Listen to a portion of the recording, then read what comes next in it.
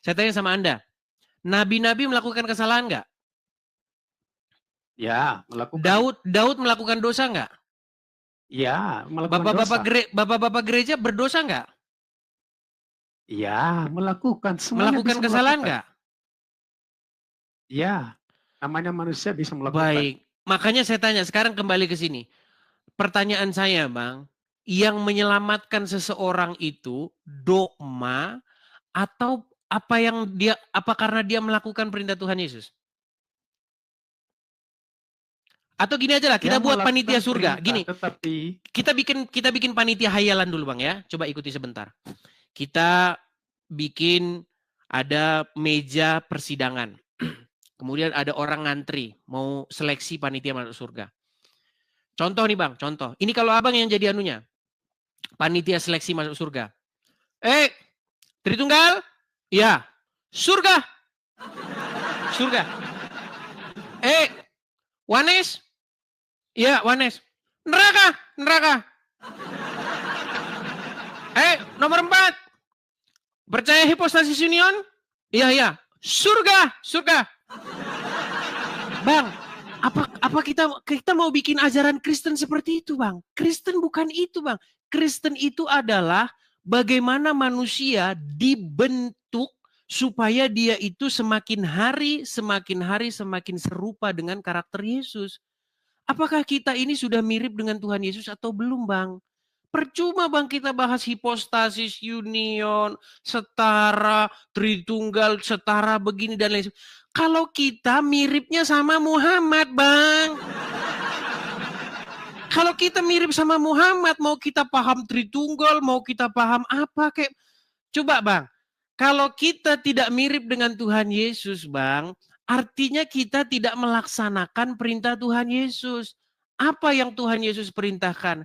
Hendaklah kamu hidup seturut dengan apa yang kuajarkan kepada kamu. Coba Bang, kalau oke, seseorang sudah, miripnya, Edis. coba sekarang saya tanya sama Anda. Dia paham nih, Silakan. Tritunggal. Dia ngerti Silakan. hipostasis union. Wah, dalam Ya. hakikatnya begini, ripat, makripat, kurupat, dan lain sebagainya. Tapi dia mirip sama Adolf Hitler. Kira-kira gimana, Bang? Nah, jadi kalau ditanya, Ya Adolf sudah, Hitler, pokoknya. tapi saya Tritunggal. Surga. Surga. Apa kayak begitu, Bang, ngajarin Kristen? Coba sekarang saya tanya. Ya, begini. Ya, memahami dogma doktrin itu, Edis, ya, kita tidak terlepas kalau kita membahas Yesus itu menyangkut kepada kristologi.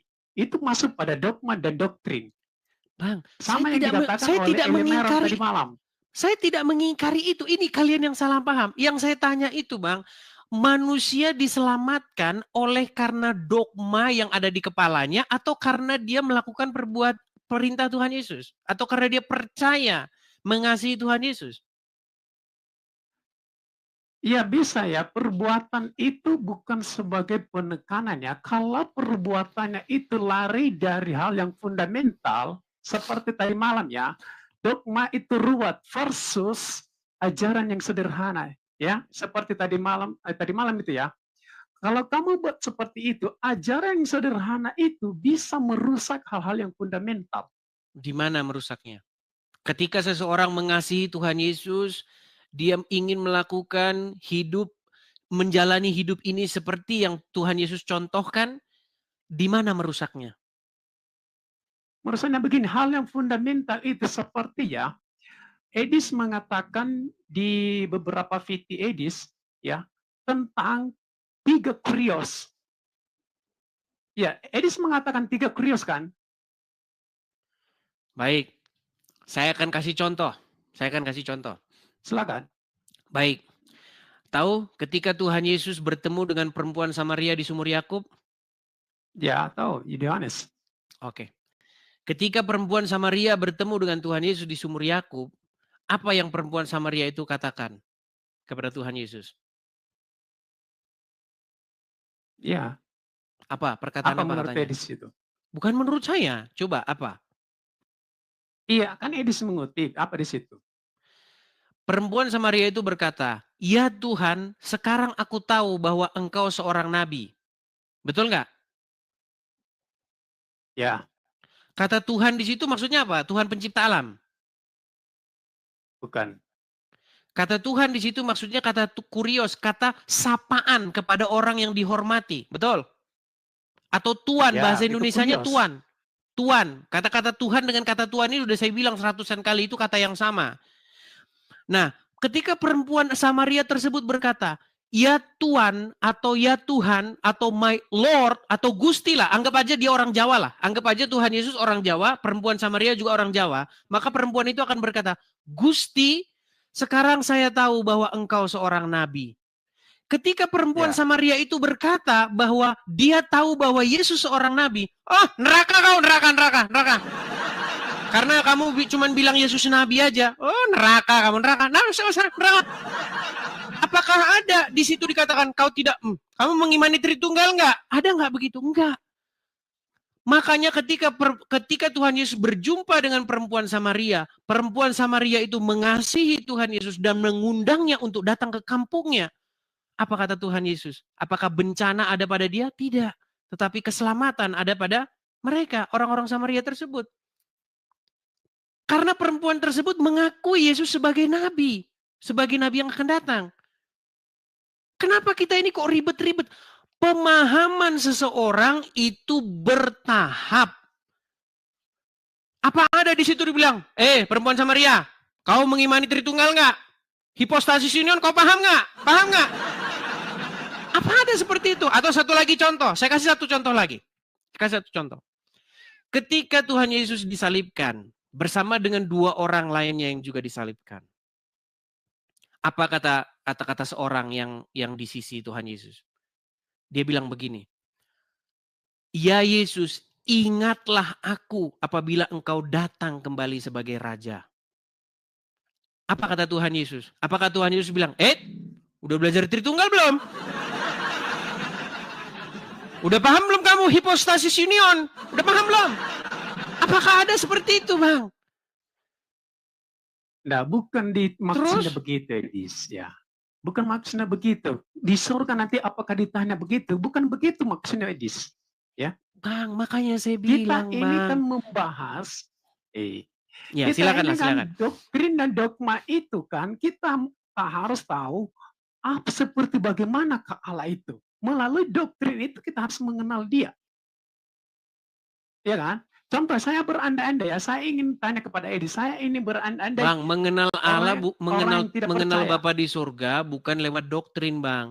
Mengenal Bapa di surga itu dengan perantaraan Tuhan Yesus.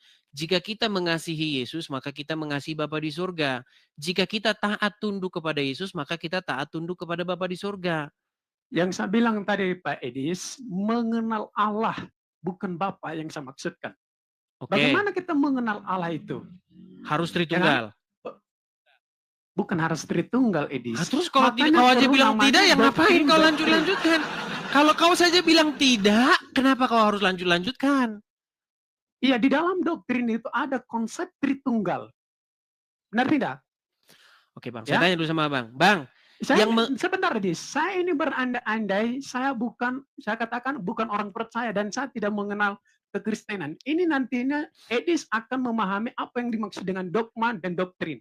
Saya ingin berandai-andai, saya bukan yang dikatakan bukan orang percaya, saya berandai-andai saja. Saya ajukan pertanyaan kepada Edis. Menurut Edis, siapakah Yesus Kristus di dalam Alkitab? Mesias. Sang Mesias. Dan kenapa disebutkan kepada dia yang lain, Yesus anak Allah, Yesus anak manusia. Menurut Edis bagaimana? Anak manusia karena memang betul-betul manusia. Mesias dia sebagai yang diurapi. Anak Allah? Ya. Ya bagaimana? Anak Allah itu bagaimana? Bukan cuma Yesus saja Bang yang anak Allah. Yesus anak tunggal Allah. Orang-orang yang membawa damai itu juga disebut sebagai anak-anak Allah. Kita ini saya tanya ini pribadi kepada Yesus. Kan dia dalam Alkitab disebut kepada dia Yesus anak Allah. Bang, anak Allah itu ungkapan Sang Mesias merujuk kepada kitab Daniel. Anak Allah yang maha tinggi yang akan memerintah dunia untuk selama-lamanya. Nanti di kedatangannya yang kedua. Maksud saya itu begini loh Bang. Keselamatan itu bukan karena kita paham dogma-dogma seperti itu Bang. Tadi kan sudah saya bilang Bang. Seandainya ada panitia masuk surga, bukan itu. Itu ujian sekolah teologi Bang, bukan ujian masuk surga. Kalau ujian sekolah teologi mungkin seperti itu. Tergantung pun teologimu apa. Kalau teologimu Wanes nanti lain lagi. Kalau teologimu yang beda, denom beda teologi Bang. Bang, udah cukup berantem soal dogma, udah cukup berantem soal teologi, Bang. Sekarang udah tahun Teologi itu, 2025. nah Sekarang ini itu udah salah Edi sebenarnya di sini ya, bukan teologi Wanes. Nah kalau dikatakan Wanes itu aliran, bukan teologi. Ya oke, itu udah baik. salah di Sekarang situ. sekarang saya tanya dulu lah, biar kita nggak panjang-panjang dah. Gini, Bang. Jangan mengira bahwa saya itu saya itu anti terhadap Tritunggal, anti terhadap bukan, Bang. Begini, Bang. Saya itu hanya ingin kita itu fokus supaya apa? Supaya kita itu memberitakan kepada orang-orang yang belum mengenal Injil supaya apa? Supaya mereka menerima dulu Tuhan Yesus. Begitu, Bang. Jangan kita cocolin dogma-dogma. Sedangkan dogma-dogma sendiri aja kalian juga ribut-ribut. Sekarang saya tanya, siapa orang yang mencetuskan rumusan Tritunggal? Tertulian, bahasa apa? Oke, Mencetuskan Tritunggal. Tertulian. Ya Tertulianus. Oke, Tertulianus. Anda tahu nggak bahwa Tertulianus itu akhirnya meninggalkan konsep Tritunggalnya itu? Ya, itu bukan itu kan itu, tapi tetap mencetuskannya itu kan bukan hal apakah Tertulianus meninggalkan atau tidak. Aduh, susah ini orang. Bang, saya ulangi satu kali lagi. Anda tahu nggak bahwa orang yang merumuskan Tritunggal, yang merumuskan hipostasis union, yang satu persona tiga pribadi itu, apa satu hakikat tiga pribadi, tahu? Hmm. Hmm. Itu saya bacakan sajalah kepada Anda ya. Saya sudah bilang tadi, saya sudah jawab itu. Sebentar, saya kutipkan saja kepada Anda. Kalau Anda ini memfokuskan kepada dogma, saya tidak menginikan Anda. Cuman kalau Anda memaksakan bahwa saya harus seperti Anda, itu yang tidak ini. Sebentar ya, saya tampilkan dulu ya. Silakan, silakan. Sebentar.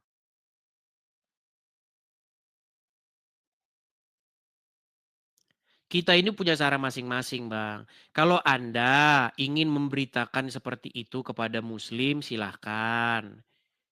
Kalau saya, Bang, jam terbang saya beda dengan jam terbang Anda. Nih, saya ini ya, saya balikin dulu kamera saya, Bang ya.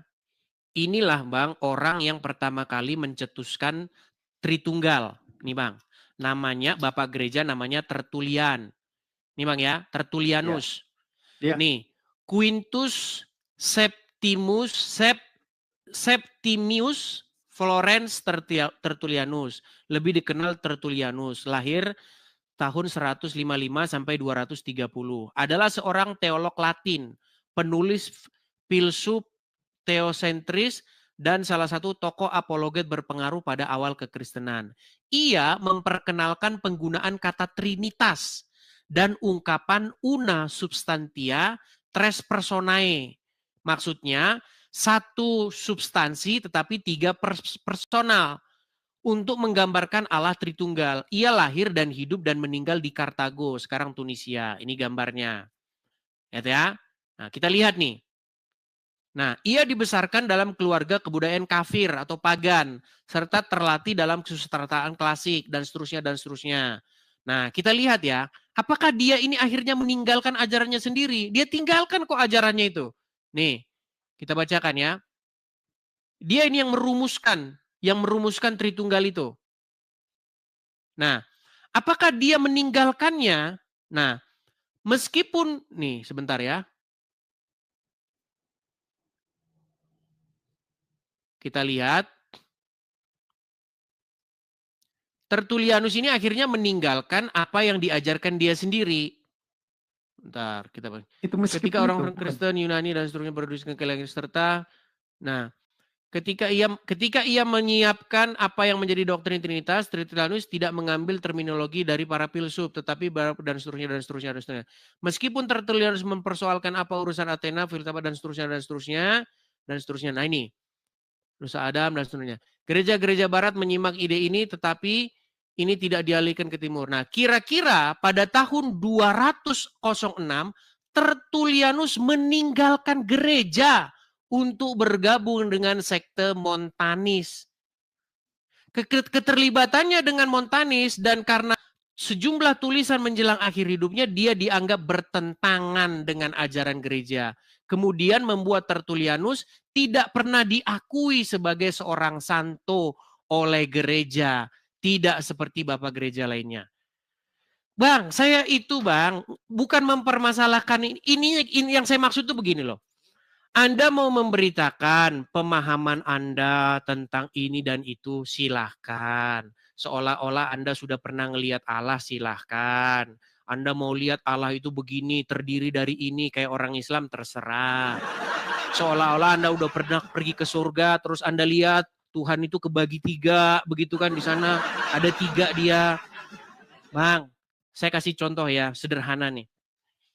Ada seorang, taruhlah nenek-nenek atau kakek-kakek. Dia tidak bisa baca bang, nggak bisa baca tulis. Kemudian Anda beritakan kepada dia tentang Injil. Supaya apa? Supaya dia menerima Yesus sebagai Tuhan dan Juru Selamatnya, supaya dikasihinya. Dan melakukan perintah-perintah Tuhan Yesus. Dia nggak ngerti Tritunggal. Nggak ngerti dia Duinatur, nggak ngerti dia Tres Personae tadi, nggak ngerti. Kira-kira dia diselamatkan nggak bang? Tidak. Iya, makanya kau dibawa sana, nah itulah. Iya, tidur sana.